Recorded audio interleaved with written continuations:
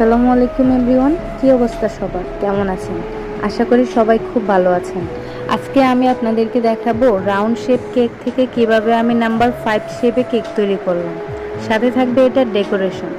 ভিডিওতে দেখতে পাচ্ছেন যে এখানে প্রথমে আমি একটা লাইন টেনে নিয়েছি, তারপর লাইন অনুযায়ী কেটে নিয়েছি, তারপর কাটা অংশগুলোকে 5-এর শেপ দিয়ে ক্রিম দিয়ে সুন্দর করে একটা ফিনিশিং আনার চেষ্টা করেছি। তো ভিডিওটি অবশ্যই আপনারা পুরোটা দেখবেন। যারা বেকিংয়ের নতুন বা বেকিং নিয়ে কাজ করেন, অনেকেই হয়তো বা নাম্বার শেপের কেক বানাতে গেলে একটু হিমশিম খেয়ে থাকেন। তাদের জন্য এই ভিডিওটি খুবই উপকারী হয়ে থাকবে। তো ভিডিওটা দেখার জন্য অনুরোধ রইল।